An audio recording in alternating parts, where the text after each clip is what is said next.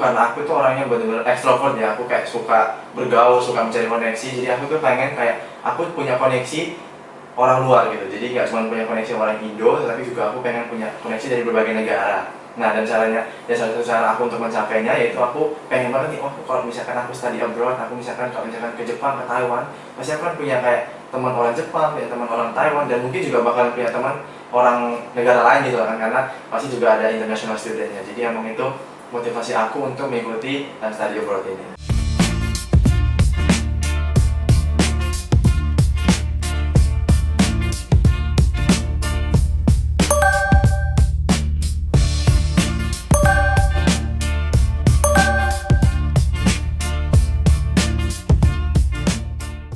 Salam damai sejahtera untuk kita semua. Puji syukur kepada Tuhan. Jadi pada kali ini Lembaga Pers Mahasiswa Fakultas Bisnis Universitas Katolik Widya Mandala Surabaya dapat menyelesaikan podcast untuk BIKAM.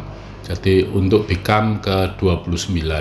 Pada BIKAM ke-29 ini tema yang diangkat adalah mengenai balancing book and business, how to become a student digipreneur. Pada podcast kali ini terdapat 6 rubrik yang akan dibahas, yaitu bagaimana kisah perjalanan dalam menjalani bisnis di era digital, motivasi dan tantangan sebagai mahasiswa yang berbisnis.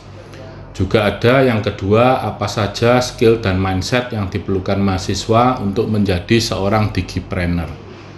Ketiga, bagaimana strategi mencari dan mengatasi keterbatasan modal serta peluang kolaborasi dari lingkungan kampus. Juga bagaimana menyeimbangkan antara kuliah dan mengelola bisnis. Bagaimana perkembangan dunia digipreneurship di kalangan mahasiswa saat ini. Dan yang terakhir, yang keenam, tips dan trik bagi mahasiswa yang ingin berbisnis dengan platform digital tetapi masih ragu.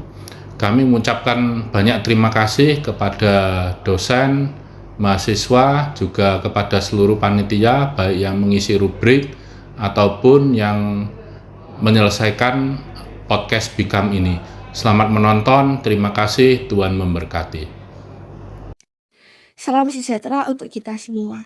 Sebelumnya, perkenalkan saya Rosalin Enderwijaya selaku Ketua Pelaksana BIKAM 29. Puji dan syukur saya panjatkan kepada Tuhan Yang Maha Esa, karena atas limpahan berkat dan rahmat-Nya kita semua dapat menyelesaikan serta menyelenggarakan podcast BIKAM 29 dengan tema Balancing Books and Business, How to Become a Student Digipreneur. Program ini lahir dari semangat serta kepedulian terhadap peran mahasiswa di era digital saat ini.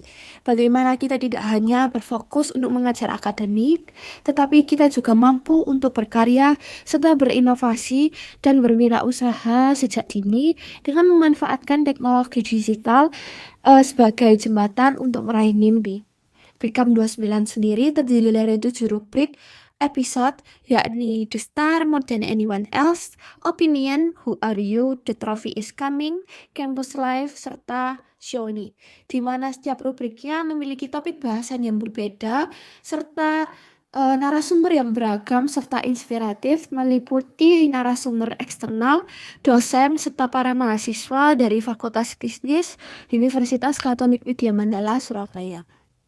Lalu podcast ini saya berharap dapat membagikan inspirasi dan kisah nyata serta menyebarkan semangat dari para narasumber kepada seluruh BIKAMers dan mahasiswa Indonesia bahwa berbisnis sambil kuliah bukanlah hal yang mustahil, melainkan sebuah peluang besar untuk berkembang. Saya ucapkan terima kasih kepada seluruh pihak yang telah berkontribusi dalam setiap proses pembuatan hingga launching BIKAM 29, baik bagi para panitia, narasumber maupun para BIKAMers. Saya memohon maaf bila ada salah kata dan tindakan. Semoga BIKAM 29 menjadi langkah kecil yang membawa perubahan besar. Selamat menikmati rangkaian BIKAM 29. Terima kasih, Tuhan memberkati. Halo teman-teman BIKAMers, selamat datang di podcast BIKAM 29. Nah, di episode kali ini kita akan mendengarkan pengalaman dari seorang mahasiswa yang mengikuti program study abroad. Mulai dari motivasi awal, persiapan yang perlu dipersiapkan, tantangan yang dihadapi, sampai momen paling berkesan pada saat belajar di luar negeri ini. Nah, buat teman-teman e-commerce yang punya keinginan untuk belajar di luar negeri tapi masih ragu dan bingung nih mulainya dari mana gitu ya.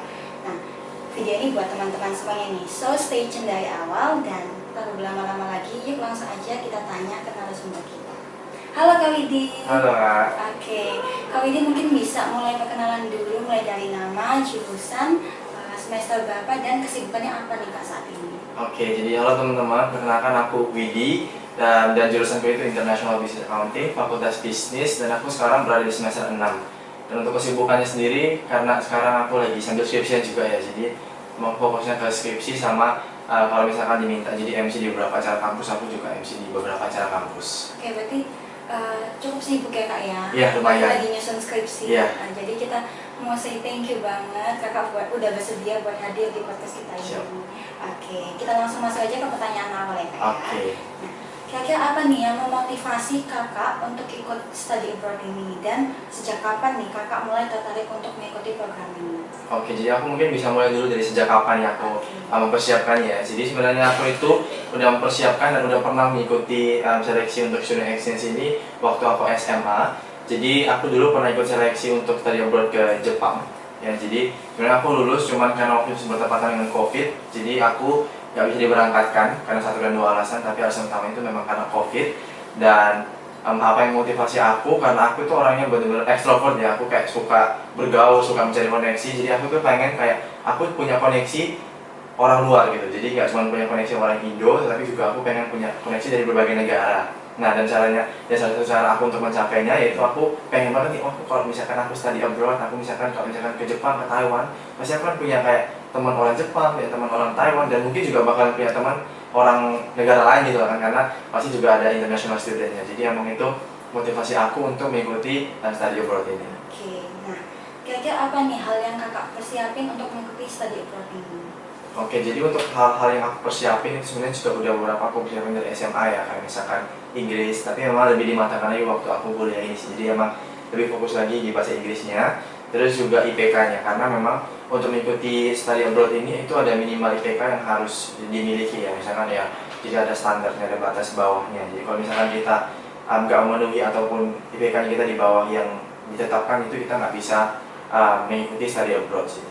Lebih ke nggak direkomendasikan aja. Berarti lebih ke bahasa sama IPK. Iya, betul. Oke, untuk selanjutnya gimana nih cara Kakak membagi waktu untuk mengikuti study abroad ini? Soalnya kan persiapan untuk study abroad itu kan banyak ya, dan Betul, juga Kakak ini aktif di berbagai aktivitas kampus. Salah satunya jadi MC, ya. jadi MC. Nah, gimana cara Kakak membagi waktu menjadi MC, terus persiapan study abroad ini, dan segala hal perkuliahan? Oke. Jadi aku benar sih, emang waktu itu aku lagi hacking-hackingnya, soalnya waktu itu aku persiapannya kan semester 4 ya. Jadi itu memang aku masih aktif-aktifnya MC, masih banyak kegiatan juga kan.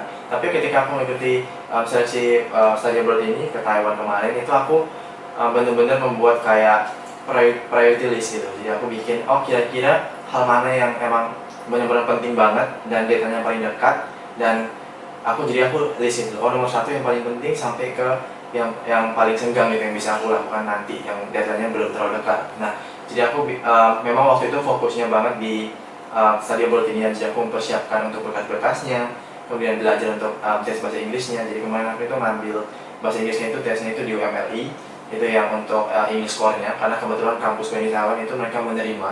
Jadi kan kalau kita tes English score itu kan bisa di-convert ke kalau misalnya TOEFL atau IELTS gitu kan. Jadi memang kita bisa lihat, oh kalau skor English score-nya segini, itu kira-kira TOEFL-nya itu TOEFL atau enggak IELTS itu seberapa gitu. Jadi emang perlu dipersiapkan juga, karena emang waktu jujurnya aku grammarku itu nggak sama bagus. Jadi emang aku bisa ngomong bahasa Inggris, bisa speaking, tapi grammarku emang agak kurang gitu loh. Jadi emang harus mempersiapkan diri untuk kayak belajar grammar dan lain-lain sih. Oke, nah bisa nggak Kakak ceritain pengalaman yang paling berkesan nih saat Kakak mengikuti study abroad ini ke Taiwan ya? Oke, jadi pengalaman berkesan itu selain kita ke luar negeri, belajar di luar negeri, mengetahui banyak tentang Taiwan, jalan-jalan juga di sana, karena emang kalau kita kan kuliah di sana sampai hari Jumat ya. Jadi ya sama Sabtu sama Minggunya itu kan free, kita bisa jalan-jalan kayak ke museumnya, entah ke Taipei. Jadi kan waktu itu juga waktu tahun baru itu aku ke Taipei Healing itu benar-benar Taipei Tower yang ya famous gitu ya di Taiwan. Jadi itu sumpah rame banget itu di sana. Jadi kalau misalkan kita itu nggak tahu ya radiusnya berapa ratus meter, itu tuh orangnya penuh banget. Jadi kita tuh benar-benar desak-desakan di sana. Tapi selain itu yang paling berkesan menurut aku itu sih, aku punya banyak teman dari berbagai negara sih. Jadi aku punya teman dari Jerman, aku punya teman dari Prancis, aku punya teman dari Italia, aku punya teman dari Filipina, aku punya teman dari Myanmar, Vietnam. Jadi aku benar-benar bersosialisasi gitu. Jadi memperbanyak teman sebanyak-banyaknya sih di sana. Oke, nah tantangan apa aja nih yang kakak hadapi saat kakak mau mengikuti? Kalau tantangan yang saat mau mengikuti kan lebih ke bahasa ya? Iya, sama persiapannya betul. IPK gitu. Betul. Nah kalau tantangan yang kakak hadapi saat mengikuti study abroad ini untuk apa? Oke, jadi tantangan saat mengikuti study abroad-nya ya. Oke, jadi itu lebih ke mungkin cara kita, bagaimana kita berkomunikasi dengan orang lokal di Taiwan sih. Karena emang bukan beberapa, tapi emang sebagian besar orang dari Taiwan itu, orang lokal khususnya itu mereka nggak bisa bahasa Inggris. Jadi ketika kita ingin berkomunikasi dengan mereka, itu setidaknya kita harus tahu basic Mandarin gitu loh. Jadi karena waktu itu aku ke Taiwan itu benar-benar belum ada basic Mandarinnya. Soalnya aku belajar Mandarin waktu SMA, cuman kan SMA ke semester 4 kuliah itu kan cukup jauh ya, dan kayak udah lupa gitu kan. Paling taunya kayak ni hao gitu kan, yang cuma kayak halo gitu kan. Nah jadi waktu aku ke Taiwan itu, dan waktu aku ingin pesen makan gitu ya, itu kan susah ya, kayak waduh ini ngomongnya gimana. Jadi mau gak mau kita harus pakai Google Translate, dan itu kan kayak ribet ya. Kalau misalkan masa ketika aku mau makan, aku harus kayak ngetik dulu kayak ini harganya berapa, terus ditunjukkan, kan agak ribet ya. Jadi itu memang untuk bahasanya paling menjadi boundary sih di sana waktu exchange ke Taiwan. Oke, nah selama kakak mengikuti study abroad nih, pelajaran apa aja yang kakak ikuti? Apakah ada kaitannya dengan program studinya kakak saat ini? Oke, jadi untuk pelajarannya itu aku ada beberapa yang memang sesuai sama program studiku, contohnya seperti kayak komputer programming. Itu emang kita, kalau aku nggak tahu kalau di akuntansi reguler kayaknya mungkin nggak dapet soal IT ya, tapi kalau di jurusanku International Business Accounting itu emang dapat untuk belajar IT sama aku ambil statistik juga di sana. Karena kita sebenarnya ada satu matkul lagi kalau nggak salah, strategic management. Terus kita harus ngambil juga di Taiwan, cuman kebetulan waktu itu jam itu bertabrakan antara statistik dan juga strategic management itu bertabrakan. Jadi kita harus milih salah satu. Terus cuman untuk beberapa aku ngambilnya di sana kan 9 matkul. Jadi tujuannya itu berkaitan, tujuannya itu aku ambil yang lintas jurusan kayak SDG, terus movie gitu. Jadi kayak kita bikin film gitu, jadi kayak disuruh bikin film tentang romance, tentang yang sedih gitu, jadi ya. Oke. Jadi kalau dari banyaknya list program studi itu, matkul itu, apa yang paling kakak suka? Oke, jadi karena aku tuh anehnya, karena aku waktu SMA itu nggak suka hitungan, tapi waktu aku masuk akuntansi dari semester 1 aku suka banget hitungan, jadi aku emang suka matematika. Nah, waktu itu ngambil statistik kan di Taiwan, dan dosennya juga seru banget, jadi aku paling suka matkul itu matkul statistik sih. Paling banget, kayak kita kayaknya nggak banyak gitu, tapi masih bisa lah ya. Iya. Soalnya kayak di manajemen susah banget statistik. Iya, aku emang sering dengar juga kalau emang matkul statistik itu susah sih emang. Kalau aku pribadi aku kurang sih. Ya, mungkin tergantung sama preferensi masing-masing benar ya. banget, banget. Oke. Nah, kira-kira kalau tadi kan membahas tentang motivasi kakak nih. Nah, ada nggak inspirasi kakak, seorang tokoh inspirasi kakak yang membuat kakak tuh pengen memperluas koneksi kakak nih ke luar negeri dengan mengikuti study abroad ini? Oke, jadi tokoh yang inspirasi ya.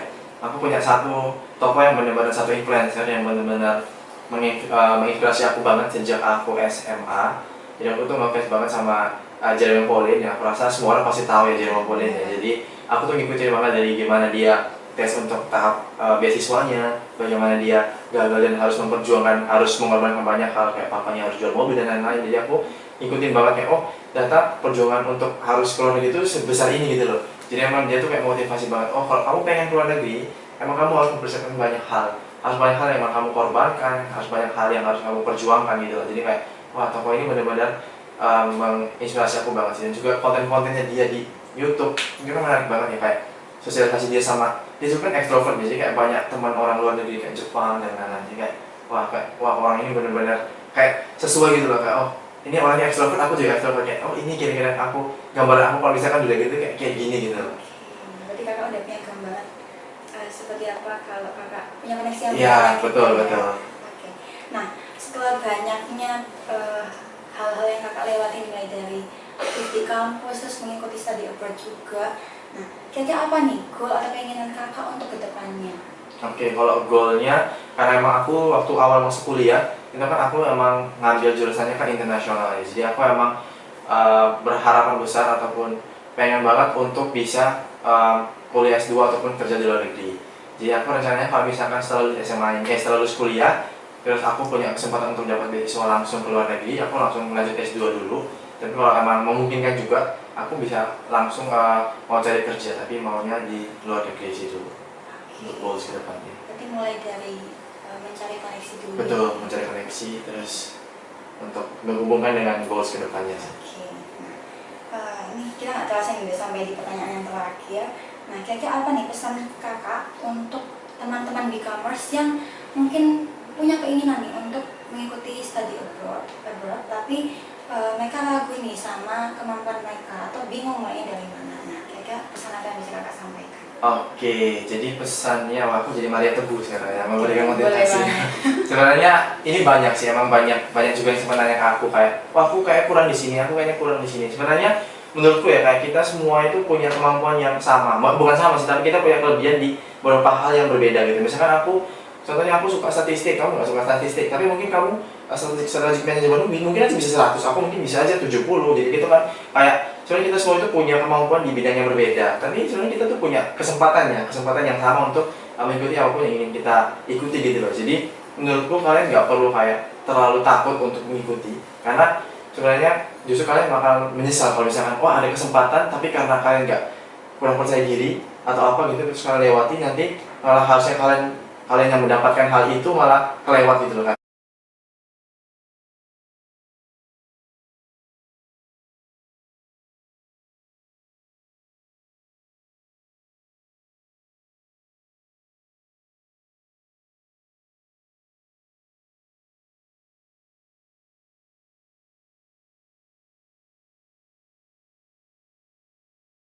Beberapa hal dan ya itu nggak semuanya berjalan sesuai dengan rencana, kayak pasti ada gagal-gagalnya. Kayak aku coba beasiswa, banyak beasiswa juga ada yang gagal hanya karena mungkin psikotesnya, kayak di tes akhirnya aku gagal. Tapi kayak memang ya itu memang jalannya kayak itu, kita nggak bisa selalu berada di atas gitu loh. Kayak nggak bisa kita hanya berharap kan kayak wah aku maunya aku ikut dan aku bisa, aku ikut dan aku harus lolos gitu, nggak bisa. Kita emang punya ambisi boleh, cuman memang kita harus mempersiapkan hal tersebut gitu. Worst situation itu kita tetap harus tahu kayak oh terkadang mungkin kita untuk bakalan gagal, tapi tetaplah mencoba, karena sayang kalau kemampuan diri kalian itu nggak kalian ekspor lebih dalam gitu, karena memang kita harus lebih berjuang untuk bisa mendapatkan sesuatu yang kita dapat. Jadi aku yakin memang Becomers pasti kita semua punya kesempatan yang sama untuk study abroad juga kok.